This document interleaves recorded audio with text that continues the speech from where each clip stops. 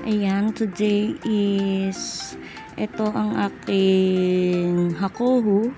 Ayan, sobrang laki niya dati, then ayan, naging ganyan na siya, puro babies na siya.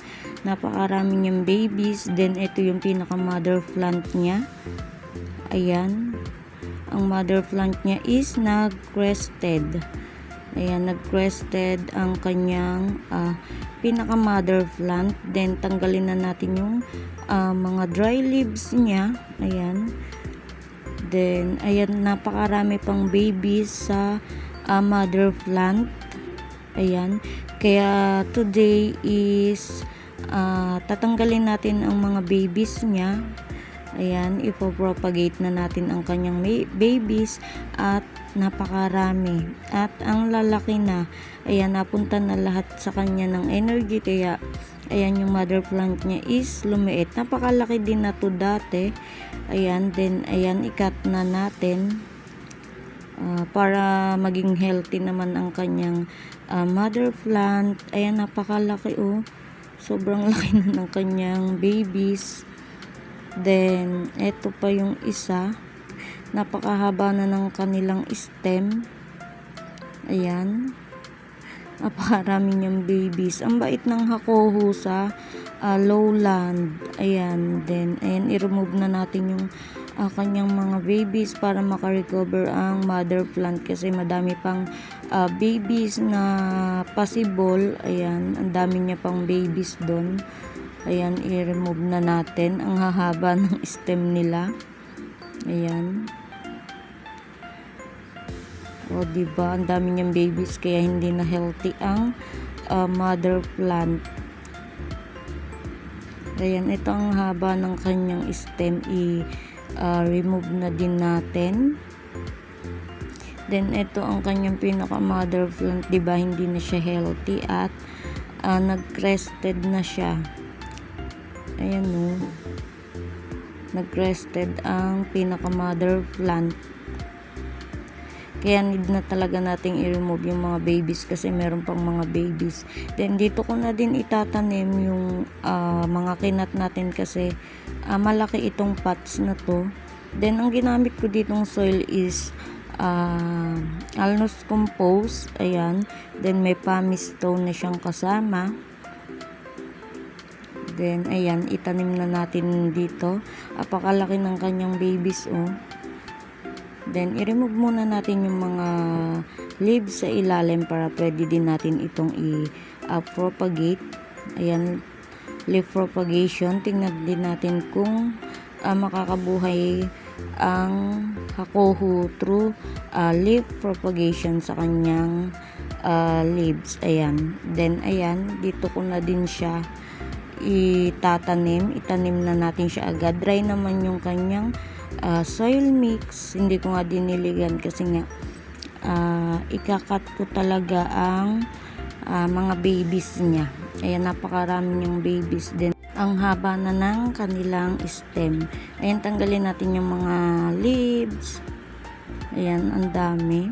Akala ko nung una is flower ito kasi ang hahaba.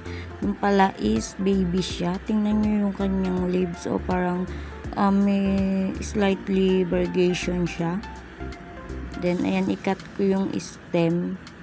Ayan siya. Ikat natin yung kanyang stem kasi masyadong mahaba pag tinanim natin. Then, ayan, irepat ko lang din dito. Hindi naman ito maselang hakohu.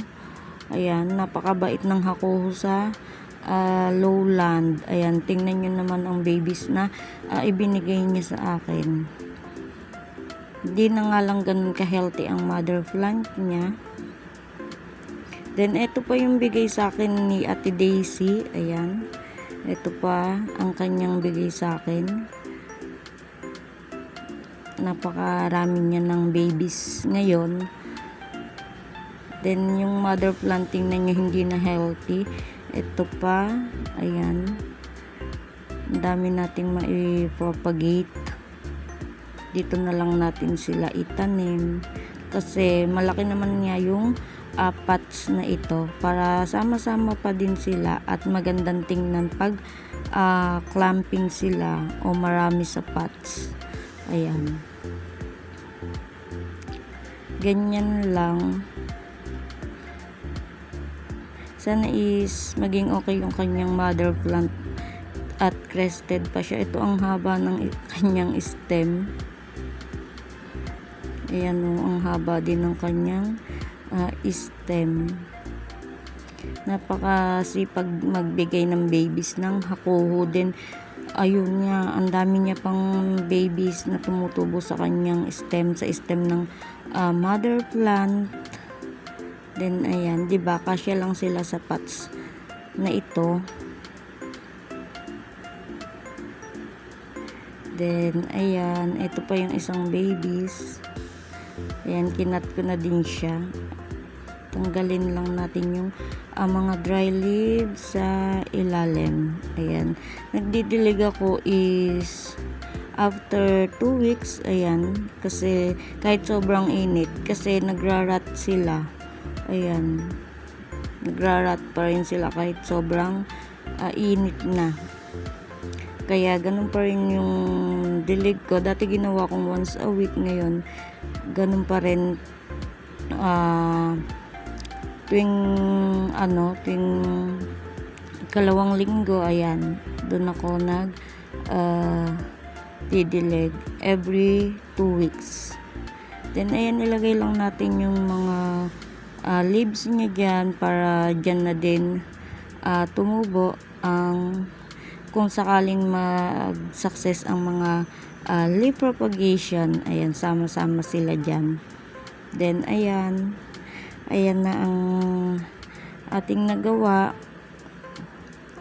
Na cut na natin ang mga babies para maging healthy na ang mother plant. Ayan, at sama-sama pa rin naman sila dito. Then ayan, 'di ba? Ang laki, ang laki ng dalawa.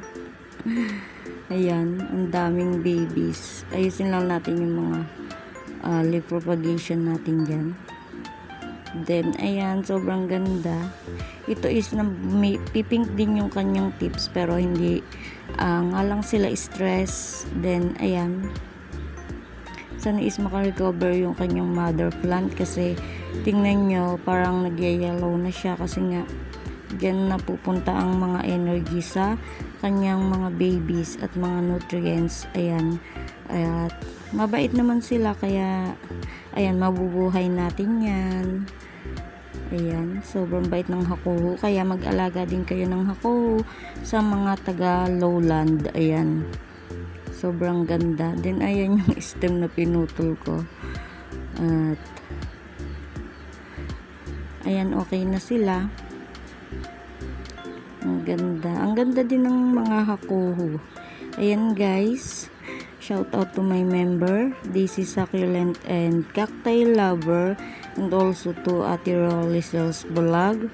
Ayan, subscribe kayo sa kanilang channel, Aileen De La Cruz Vlog, and also to Ate Roxy.